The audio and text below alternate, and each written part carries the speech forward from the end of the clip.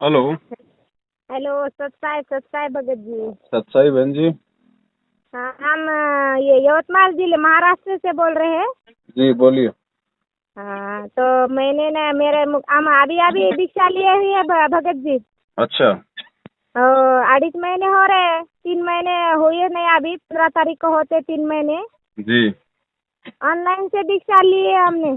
जी। तो हमारे घर में 3 सदस्य है। जी। मैंने आपको बहुत बार कॉल करने का प्रयत्न किया, आज लगा परमात्मा की दया से। जी। जी। जी। मैं आपका प्रोग्राम यूट्यूब पे आता है ना, वो शंका समाधान, जी। वो सुनती हूँ मैं। जी। तो आज मेरे मुख से क्या, एक लड़के ने मेरे मोबाइल में बैलेंस भरा, मैंने पैसे दे रखे थे उनको। जी। तो मैं मेरे मुख से निकल गया, भाई आपका भगवान भला करे। तो क्या कुछ होगा क्या?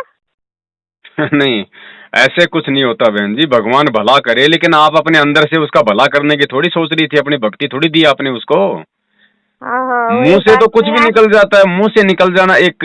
अब जैसे गुरुजी कहते हैं कि मैं करे सो मारिए, तू करे सो छूट बे, इस मार में होशियार बंदे गधा बने के ऊंट पे। गुरुजी कहते हैं जो मैं करता है कि मैंने ये कर दिया, मैंने वो कर दिया, जो बार बार मैं बोलता है वो गुरुजी कहते हैं कुत्ता बनता है। लेकिन बहुत सारी बातें ऐसी है वहां पे मैं का जो मतलब होता है दूसरा निकलता है। जैसे भाई मान लीजिए कोई भी मैं काम कर रहा हूँ, है कि अच्छा। नहीं, तो उसके अंदर मैं निकल जाता है। तो मैं हाँ। वहां पे निकलने का मतलब है कि मैं अपनी तरफ इशारा कर रहा हूं। मैं एक दूसरा होता है अहंकार, एक दूसरे मैं का मतलब होता है अहंकार, कि मेरे बिना इस काम को करने में कोई सक्षम नहीं है। वहां पे आ गया मैं, वहां पे अहंकार आ गया। और एक जैसे हो गया कि भाई ये तो मेरा बच्चा है, ये तो मेरा पोता है, तो वो अहंकार नहीं है, वो बता रहा है कि इससे मेरा रिश्ता क्या है।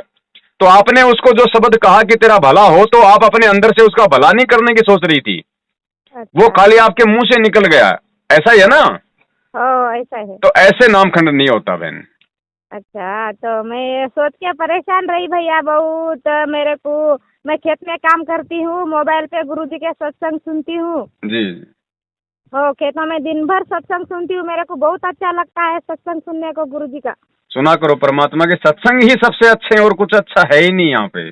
और मेरा आदमी वो बहुत शराब पीता है, शराब करके बकवास करता है, मारता भी है, पीटता भी है। देखो बहन, उसके अपने संस्कार हैं, जब उस पे दया करेंगे परमात्मा तो वो भी सीधा हो जाएगा, कौन सी बड़ी बात।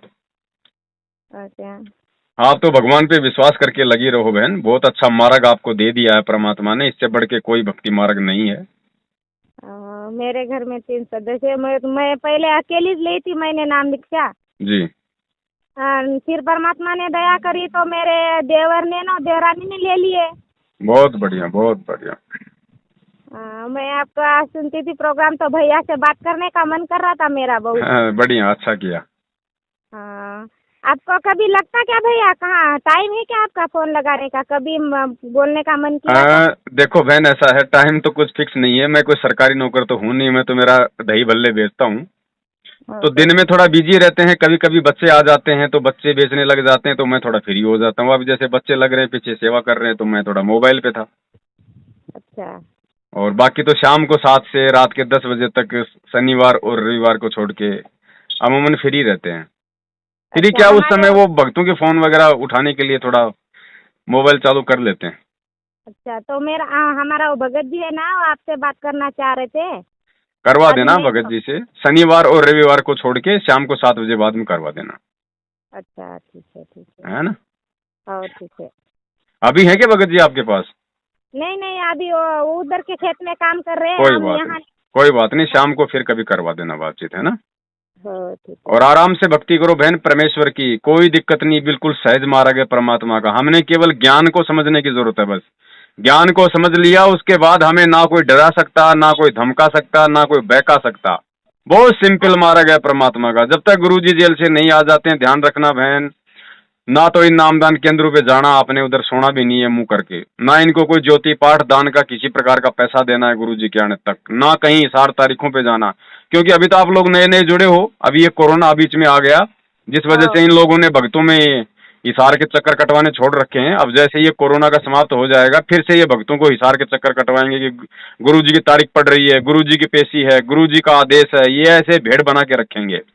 तो हमने भेड़ नहीं बनना, हमने परमात्मा का ज्ञान ले लिया, अब हमने एक सभ्य भगत बनना है, हमने भक्ति करनी है, हाँ हमने परमात्मा को परमात्मा मानना है बहन जी।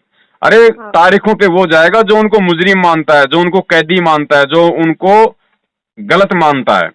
हमारे परमेश्वर हैं बहन जी, हमारी तरह नहीं है वे, मालिक हैं, सारी सृष्टि के भगवान हैं।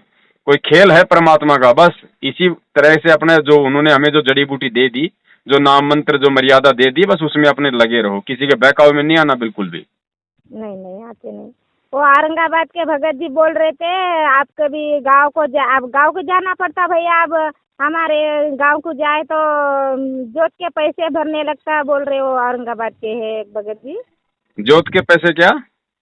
हाँ तो वो बोले थे आप कभी गांव को जाओ तो जोत के पैसे देकर भर के आओ, फिर 12 महीने में कभी जा सकते हो बोले आप गांव को। जोत के पैसे कहाँ देने?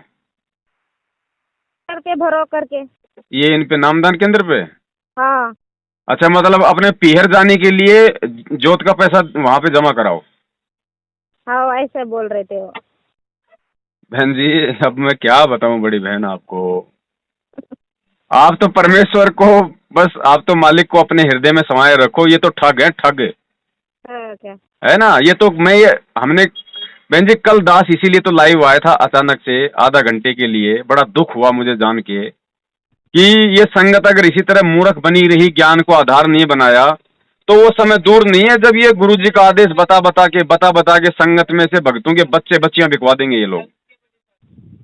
तो हमने ज्ञान को आधार बनाना है बहन। आप पीहर जाओ, ससुराल आओ, कहीं जाओ, आप कहीं भी आओ, आपकी मर्जी है बहन जी। परमात्मा ने आपको कम मना किया, आप मालिक की मर्यादाओं में रहो, फिर चाहे आप पहाड़ पे जाके बैठो, कौन क्या बिगाड़ लेगा आपका। और वो बोल रहे थे उन्होंने जोत नहीं, जोत जलनी चाहिए बोले शाम को, आप घर पे नहीं रहोगे ना तो ना, कौन ऐसा चलाएगा? कोई जरूरी नहीं है। अगर आप किसी काम से बाहर जा रही हो, मान लीजिए मैंने गुरु जी का नाम ले लिया और मैं किसी अपने व्यापारिक सिलसिले से, अपने काम धंधे, अपने बिजनेस के पर्पज से अगर मैं 4-5 दिन कहीं दूसरे शहर में जा रहा हूँ, होटल में रह रहा हूँ, तो होटल में बहन मुझे कौन देसी घी का दीपक जलाने देगा? वहां पे मैं कहाँ से व्यवस्था करूंगा भाई? तो ऐसी कोई दिक्कत नहीं है। ऐसा चाहे 1 महीना मत जलाओ बहन, कोई दिक्कत नहीं है इन चीजों में। अपने मन मंदिर में परमात्मा की ज्योत जलाओ ना।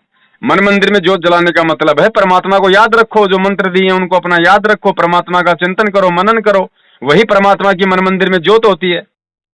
अच्छा हम ज्यादा पढ़े नहीं भैया।